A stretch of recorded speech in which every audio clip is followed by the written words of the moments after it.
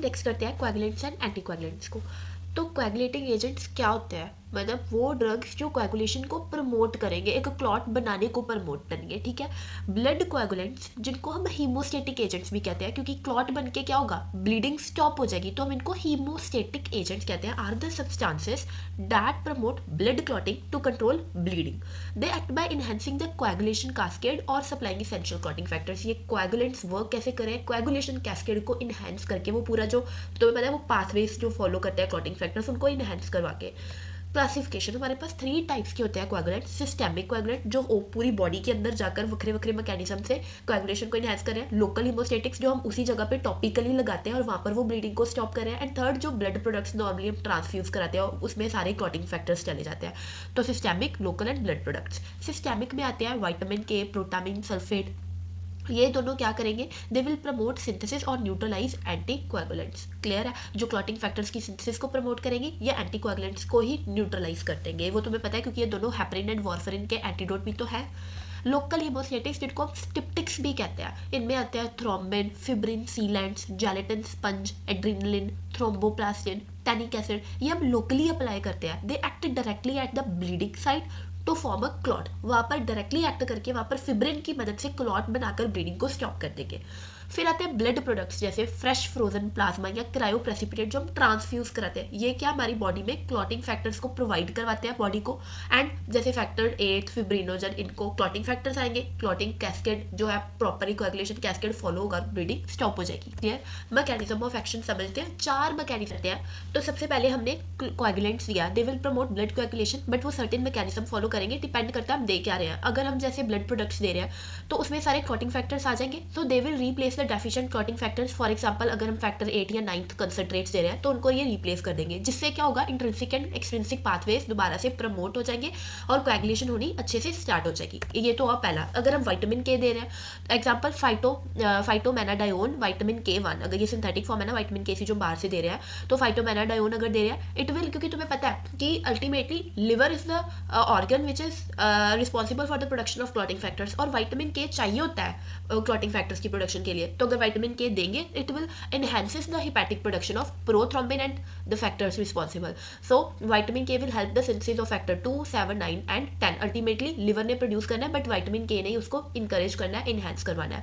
अगर हम लोकल वाले दे रहे हैं, हमने लोकल हिमोस्टेटिक्स पढ़े थे ना, स्टिप्टिक्स, वो कैसे वर्क कर रहे हैं, they will promote the local vasoconstriction and tissue sealing. Topical agent जैसे thrombin, fibrin, glue, gelatin, sponge, यही हमने पढ़े थे ना, वहाँ पर वो क्या करेंगे, फिब्रिनोजन जो कि एक सॉल्यूबल फॉर्म है, उसको इनसॉल्यूबल फॉर्म फिब्रिन में कन्वर्ट कर देंगे, वहाँ पर क्लॉट एंड डिपॉजिट्स बनने स्टार्ट हो जाएंगे और जो वूंड है वो हील हो जाएगा, ब्लीडिंग जो है वो स्टॉप हो जाएगी। या अगर हम इनहेंसेस द प्लेटलेट एग्रीगेशन, एक ये एक्शन, एक ये भी मैकेनिज्म हो सकता है, एक ये भी मैकेनिज्म हो सकता है by enhancing the platelet aggregation. इसमें हम डेस्मोप्रेसिन, डीडीएवीपी देते हैं। It will release von Willebrand factor and factor 8, जिसके कारण क्या होगा, improve the primary haemostasis. Final effect, formation of stable fibrin clot and bleeding stops. इतना क्लियर है। टाइप कोएगुलेशन, अगर हम विटामिन के एडमिनिस्टर करें, drug name phytomenadione vitamin K one, ये एक सिस्टेमिक कोएगुलेंट हमने पढ़ा था, फैट सॉल्युबल विटामिन है। मैकेनिज्म ऑफ एक्शन क्या करा हमने वहाँ पर देख लिया था, promote hepatic synthesis of prothrombin and other vitamin K dependent clotting factors, restoring the normal clotting, ये हमने देख लिया वहाँ पर। इंडिकेशन, जब विटामिन के की डेफिशिएंसी है तब हम इसको दे सकते हैं, या तुम्हें पता है ये वारफरिन का एंटीडोट भी तो है, तो अगर वारफरिन ओवरडोज हो गया इसलिए, या नियोनेटल हेमरेजिक डिसीजेस के केस में। Contra indication, if person is hypersensitive to vitamin K, yes, adult dose 1 to 10 mg IM पर, और या स्लो IV दे सकते हैं, नियोनेट्स में 0.5 to 1 mg IM। फिर आते हैं जो कोएगुलेशन फैक्टर्स टाइप्स हमने पढ़े थे कि ये वाले प्रेसिपिटेट्स दे सकते हैं, लाइक हम दे सकते हैं फैक्टर 8 कंसनट्रेट, अगर हम दें तो उसका मैकेनिज्म ऑफ एक्शन क्या है कि it will replace the deficient factor 8, activating the intrinsic pathway of coagulation cascade and promoting formation of stable fibrin clot. ये हमने ऑलरेडी डिस्कस कर लिया, उसको रिप्लेस ही किया। Coagulation factors promote, coagulation cascade promote हो जाएगा और उससे क्या होगा, स्टेबल फिब्रिन क्लॉट फॉर्मेशन। ठीक है।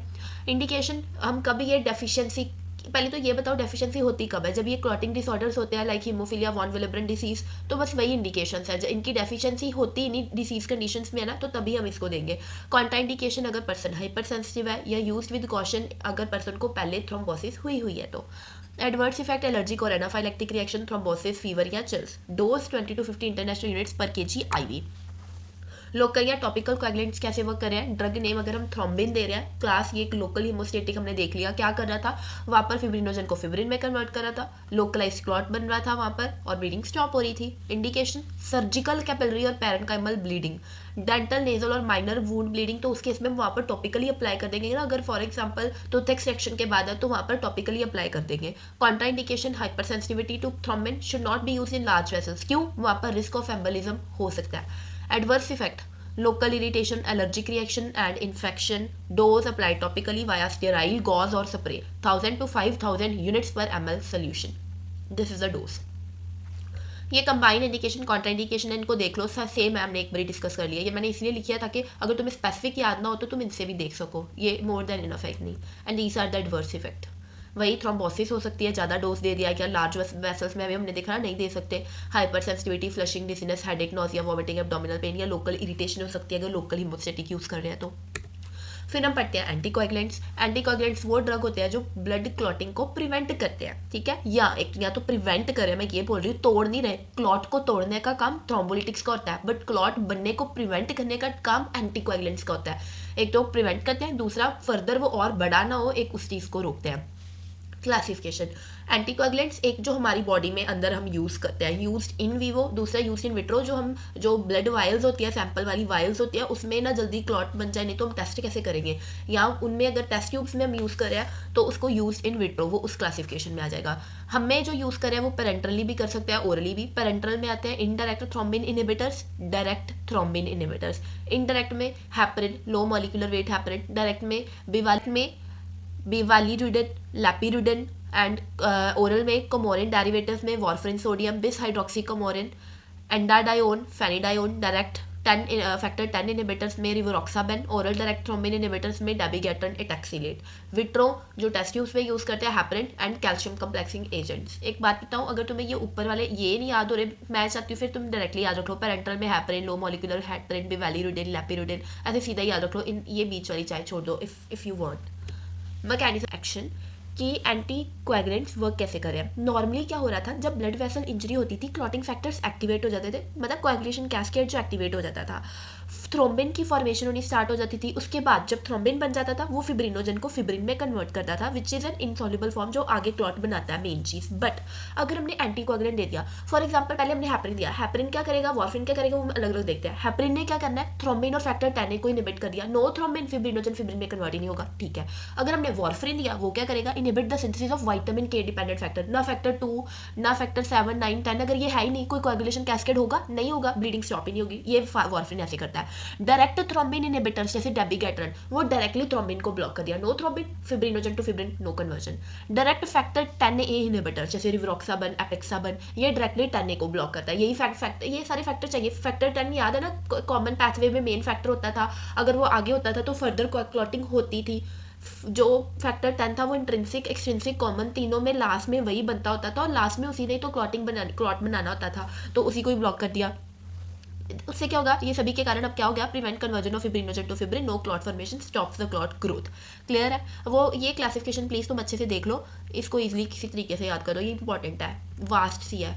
अब हम देखते हैं 2-4 drugs, for example heparin, main हम हैपरिन पढ़ते हैं, हैपरिन कैसे वर्क कर रहा है। Mechanism of action, activate anti thrombin 3 which inhibit thrombin and factor 10A, prevent fibrin formation. ये तो भी हमने देख लिया क्या क्या होगा, इसको तुम फर्दर और भी अच्छे से खोल कर लिख सकते हो कि थ्रोम्बिन नहीं हुआ तो क्या होगा, फैक्टर 10A नहीं हुआ तो कैसे आगे होगा। यूजेस, कब हम हैपरिन देते हैं, डीवीटी, पल्मोनरी एम्बोलिज्म, अभी अभी एमआई हुआ था, during dialysis, open heart surgery, इन केसेस में हम चाहते हैं क्लॉट ना हो, अगर क्लॉट बन गया जैसे डीवीटी में तो हम चाहते हैं फर्दर ग्रो ना हो। इंडिकेशंस, इमीडिएट एंटीकोएगुलेशन जब नेसेसरी है तो हम हैपरिन यूज करते हैं, prevention of clot in venous और आर्टीरियल थ्रोम्बोसिस। कॉन्ट्रा इंडिकेशन, हम एंटीकोएगुलेंट को तब देंगे जब पहले किसी को क्लॉटिंग फैक्टर डिसऑर्डर है, हीमोफीलिया, वॉन विलिब्रेंट डिसीज है, थ्रोम्बोसाइटोपिनिया, नहीं देंगे, राइट। अभी अभी कोई सर्जरी हुई है, देंगे नहीं देंगे। Active bleeding, haemophilia, hypertension, recent surgery, eye brain spinal cord या थ्रोम्बोसाइटोपिनिया। एडवर्स इफेक्ट, ये समझना ना सीवियर हाइपरटेंशन में क्यों नहीं, क्योंकि देखो ना हाइपरटेंशन है तो रप्चर ऑफ ब्लड वेसल्स होने के चांसेस ज़्यादा है, और पहले ही हमने खून पतला कर दिया तो ज़्यादा नहीं ब्लड लॉस हो जाएगा ऐसे। एडवर्स इफेक्ट, ब्लीडिंग, थ्रोम्बोसाइटोपिनिया, या एचआईटी मतलब हैपरिन इंड्यूस थ्रोम्बोसाइटोपिनिया में हो सकता है। हाइपर सेंसिटिविटी या ओस्टियोपोरोसिस हो सकती है, याद रखना है हैपरिन से। डोज, आईवी बोलस देना होता है, आईवी बोलस देना है 5000 units followed by infusion 10,000 units per hour. Bolus 5000 का, बाद में इन्फ्यूजन चला देनी है हेपरिन की। फिर आता है अदर इंपॉर्टेंट वारफरिन।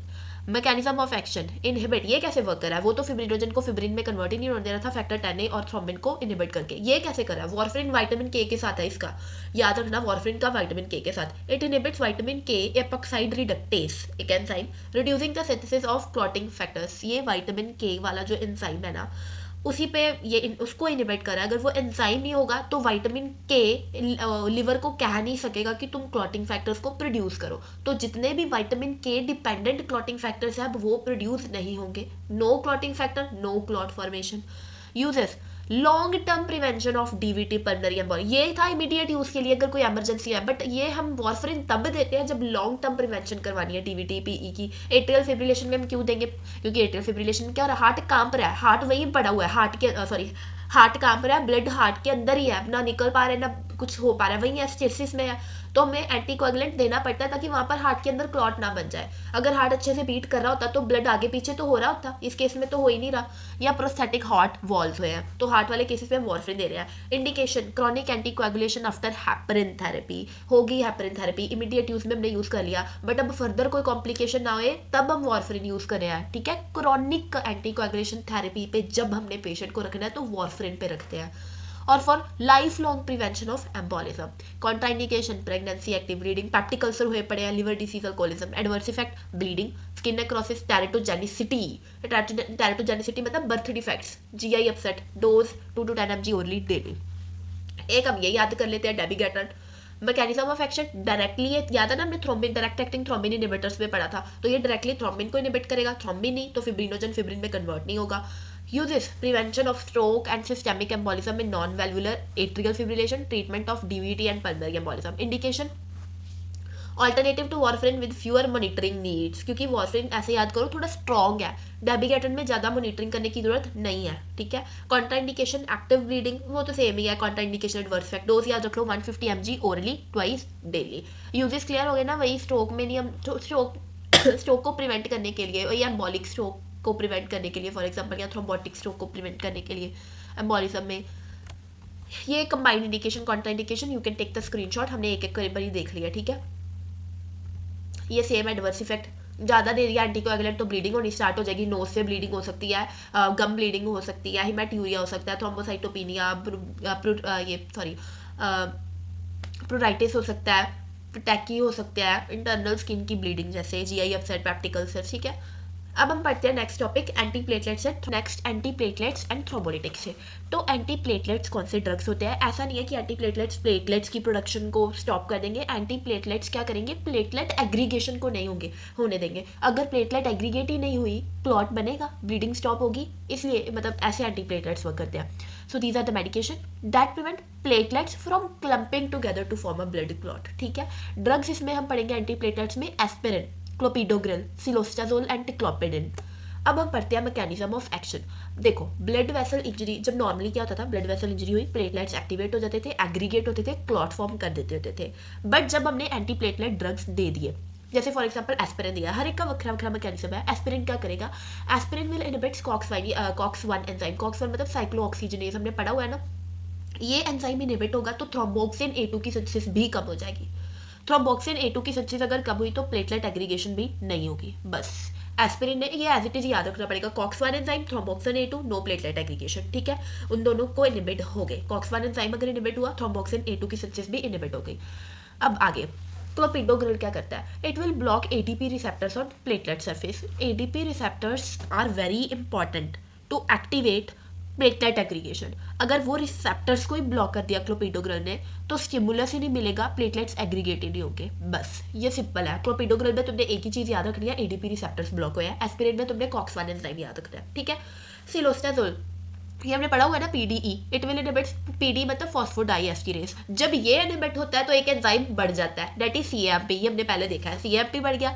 वैसे तो CAMP वेजोडाइलेशन, ब्रोंकोडाइलेशन कराता है, बस उसके अलावा एक और चीज कराता है, प्लेटलेट एग्रीगेशन कम कराता है, याद रखना। तो एक बार ऊपर से देख ले, aspirin COX-1 enzyme, clopidogrel ADP, सिलोस्टाजोल PDE, ठीक है। Final effect, prevent formation of platelet plug, reduce the risk of thrombosis, इसलिए थ्रोम्बोसिस ना हो इसलिए हम एंटीप्लेटलेट्स देते हैं। अब हम पढ़ेंगे एस्पिरिन को, very important drug. Mechanism, irreversible cox 1 inhibition ये करता है थ्रोम्बोक्सिन A2 कम, पर उससे क्या होगा, प्लेटलेट एग्रीगेशन भी कम हो जाएगी। Indication, atherosclerotic cardiovascular disease prevention. तुम्हें अभी ये तो चीज़ें क्लियर है, हमने पढ़ा था ना कार्डियो वाली यूनिट में, MI हो गया, एंजाइना हो गया, या किसी को कार्डियोवैस्कुलर डिसीज, अथीरियोस्क्लेरोसिस मतलब बेसिकली अथीरियोस्क्लेरोसिस हुई बढ़िया, ऑलरेडी प्लेक डिपॉजिट है, हम चाहेंगे वहाँ पर कोई और क्लॉट बन जाए, बिल्कुल ही आर्टरी या वेसल कुछ भी है वो ब्लॉक हो जाए, तो उस चीज़ को प्रिवेंट करने के लिए हम एस्पिरिन देंगे। MI के केस में, एंजाइना के केस में हमने पढ़ा हुआ है। पोस्ट इस्चीमिक स्ट्रोक, क्योंकि स्ट्रोक के भी ये इस्चीमिक स्ट्रोक है, तो इस्चीमिक स्ट्रोक कब होती है, जब कोई आर्टरी ब्लॉक हो जाती है और वहाँ पर ऑक्सीजन सप्लाई हो नहीं पाती और इस्चीमिया नेक्रोसिस हो जाती है, तो उस केस में भी हम एस्पिरिन देंगे बाद में, ठीक है। हो गई पहले तो हम नहीं दे पाए, बाद में दे देंगे ताकि फर्दर कुछ और ना हो, ठीक है। या chronic peripheral artery disease, same वहाँ पर भी नैरोइंग ऑफ आर्टरी नहीं होनी चाहिए, तो वहाँ पर कुछ भी और क्लॉट वगैरह ना बने, थ्रोम्बोसिस ना हो, हम एस्पिरिन देंगे। कॉन्ट्राइंडिकेशन, एक्टिव ब्लीडिंग, एस्पिरिन या नसैड एलर्जी, एक्टिव पेप्टिक, ये तो तुम्हें पता है, ये चीज़ें बताने की जरूरत नहीं है। एक्टिव ब्लीडिंग हो रही है, लिवर या रीनल इंपेयरमेंट है, हेमरेजिक स्ट्रोक है, ऑलरेडी हेमरेजिक स्ट्रोक है, वहाँ पर क्या हो रहा है, अंदर ब्लीडिंग हो रही है ब्रेन के अंदर, हम एंटीप्लेटलेट्स देकर बिल्कुल ही ब्लीडिंग को कंटिन्यूस करवाएंगे, नहीं देंगे हम। एक्टिव पेप्टिक अल्सर से, पेप्टिक अल्सर से ब्लीडिंग होनी स्टार्ट हो जाएगी, क्लियर। एडवर्स इफेक्ट डिस्पेप्सिया मतलब कि difficulty in digestion, GI ulcer या bleed, bruising, bleeding, rare hyper sensitivity.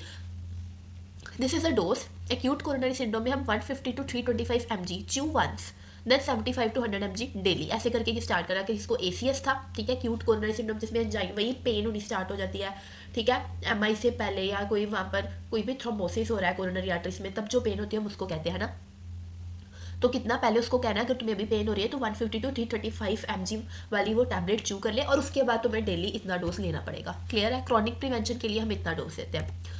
ये हमने पढ़ लिया था ना, क्रोपिडोग्रिल ADP रिसेप्टर्स को ब्लॉक करा था, और वो रिसेप्टर्स कितने इंपॉर्टेंट थे, वो स्टिमुलेट करे थे प्लेटलेट एग्रीगेशन को, अगर वही इनिबिट हो गए तो no platelet aggregation. Indication same ही है, ACS के केस में ST elevation, myocardial infection, STEMI same ही है, MI के केस एंजाइना, ACS इनके केसेस में हम दे रहे हैं, ठीक है इनको। MI stroke, peripheral artery disease या पोस्ट स्टेंट, अभी अभी किसी कोरोनरी आर्टरी में स्टेंट डला है तो फिर एक टाइम अभी तक हमें एंटीप्लेटलेट्स देने पड़ेंगे थोड़े टाइम तक।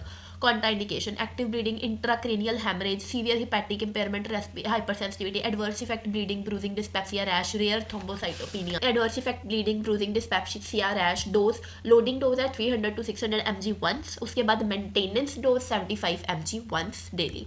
फिर हम लास्ट पढ़ते हैं सिलोस्टाजोल। मैकेनिज्म इसका वही सेम है जो हमने पीछे पढ़ लिया था फ्लो चार्ट में। Indications, symptomatic peripheral artery disease with claudication after lifestyle या एक्सरसाइज। क्लॉडिकेशन का मतलब समझते हो, जब आफ्टर एक्सरसाइज, आफ्टर मूवमेंट, तब जो पेन होती है हम उसको कहते हैं क्लॉडिकेशन। तो ये एक सिम्टम है ना कि शायद पर्सन को पेरिफेरल आर्टरी डिसीज है, मतलब जैसे चलने के बाद, थोड़ा एक्सरसाइज करने के बाद उसको पैरों में दर्द हो रही है, कोई भी सिम्टम आ रहा है, तो फिर तो उस केसेस में हमें हो सकता है कि उसको पेरिफेरल आर्टरी डिसीज हो, चांसेस है कि वहाँ पर थ्रोम्बोसिस हो जाए, फिर हम उसको सिलोस्टाजोल प्रिस्क्राइब कर देंगे, ठीक है। These are the indication, main indication यही है। Contraindication, heart failure, active bleeding, severe renal hepatic, same पढ़ रहे हैं हम। एडवर्स इफेक्ट भी same, dose 100 mg twice daily, clear हो गया। सिलोस्टाजोल क्लियर हो गया, ये थोड़ी डिफरेंट सी थी। ये सारी इंडिकेशन, कॉन्ट्रा इंडिकेशन, ये सारे एडवर्स इफेक्ट्स। फिर लास्ट आते हैं हमारे पास थ्रोम्बोलिटिक्स और फिब्रिनोलिटिक्स। अब हो क्या रहा था, थ्रोम्बोलिटिक्स क्या करते हैं, बने हुए क्लॉट को तोड़ देते हैं। एंटीकोगुलेंट्स क्लॉट बनने ही नहीं दे रहे थे, थ्रोम्बोलिटिक्स क्लॉट बन गया तो तोड़ देंगे, इनको हम फिब्रिनोलिटिक्स भी कहते हैं। Thrombolytics which are also called fibrinolytics are the medications that dissolve existing blood clot by activating the fibrinolytic system, ठीक है ना। कैसे तोड़ रहे हैं, फिब्रिनोलिटिक सिस्टम को एक्टिवेट कर कर। Unlike anticoagulants which prevent clot formation और antiplatelets which prevent platelet aggregation, thrombolytics actively break down a formed clot. Urokinase, streptokinase and alteplase, ये 3 थ्रोम्बोलिटिक्स हमने अभी पढ़ने हैं। Mechanism of action, blood clot या थ्रोम्बोस बन गया, fibrin mesh stabilises the clot, ऐसे ही होता है, फिब्रिन बन जाता है, क्लॉट को स्टेबलाइज कर देता है। अब हमने थ्रोम्बोलिटिक ड्रग को एडमिनिस्टर कर दिया। अगर हमने स्ट्रेप्टोकाइनेस या इनमें से कोई भी एडमिनिस्टर किया, वो क्या करेंगे, एक्टिवेट प्लाज्मिनोजन, वो प्लाज्मिन में कन्वर्ट हो जाएगा। अब ये जो प्लाज्मिन बन गया, इसने फिब्रिन, बने हुए फिब्रिन मैश को खा जाना है, डाइजेस्ट कर देना है। नो फिब्रिन, फिब्रिन है नहीं तो क्लॉट स्टेबल है नहीं है। Broke down the fibrin degeneration, broke down into fibrin degeneration products, clot dissolve, restore blood flow to the affected tissue. This is how it works, very important mechanism of action. Main हुआ क्या, plasmin बना, plasminogen से plasmin बना, उसने fibrin को digest कर दिया। अब हम पढ़ते हैं यूरोकाइनेस को।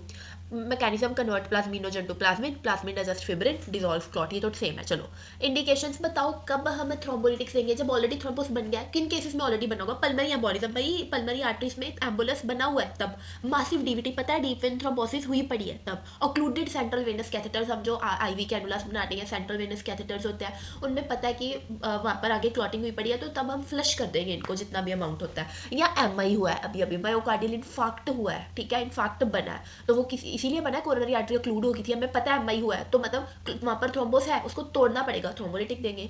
कॉन्ट्राइंडिकेशन, अभी तक हमने जो एंटी प्लेटलेट एंटीकोगुलेंट में पढ़ा है, कॉन्ट्राइंडिकेशन तो सेम ही चल रही है। अगर किसी को हिमैट्यूरिया सॉरी ब्लीडिंग हो रही है, hepatic liver impairment, hyper sensitivity है, अभी अभी किसी की सर्जरी हुई है, ठीक है, हेमरेजिक स्ट्रोक, इंट्राक्रेनियल हेमरेज हो रही है, recent surgery, same adverse effect bleeding, hypotension हो सकती है, ज़्यादा ही ब्लड लॉस हो गया, बिल्कुल ही पतला कर दिया तो। Allergic reaction, fever, dose pulmonary embolism के केस में 4400 international units per KG, IV over 10 minutes से नहीं है। फिर आता है streptokinase, same mechanism of action same है, हमने पढ़ लिया। इंडिकेशन ये भी सेम है, pulmonary embolism, DVT, acute MI. Contraindication same, adverse effect भी सेम है, डोज याद कर लो। एक्यूट एमआई में 1.5 million units IV over 60 minute, एक याद कर लो बस, ये काफ़ी है। 1.5 million units IV over 60 minute, MI में इतना देते हैं। एल्टीप्लेस, रिकॉम्बिनेंट, इसका थोड़ा अलग है, रिकॉम्बिनेंट नहीं है तो सेम ही। Recombinant tissue plasminogen activator convert plasminogen to plasmin at site of fibrin clot lysis, same है बस, clear.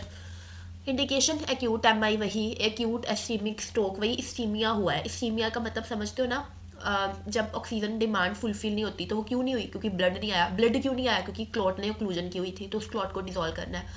Massive pulmonary embolism, occluded central venous catheter, same है बेसिकली सब कुछ। डोज याद रखना अलग अलग। एक्यूट एमआई में 15 mg आईवी बोलस देना है, देन 0.75 mg पर केजी ओवर 30 मिनट, पहले बोलस दे दिया, उसके बाद इन्फ्यूजन इतना देना है, और उसके साथ 0.5 mg पर केजी ओवर 60 मिनट बाद में फिर देना, मतलब 3 बार देना, एक बार ये बोलस, एक बार 30 मिनट्स के लिए ये देना, उसके बाद लास्ट में 60 मिनट्स के लिए इतना डोज देना। ये कंबाइंड इंडिकेशन कॉन्ट्रा इंडिकेशन है, just take the screen shot. These are the adverse effects.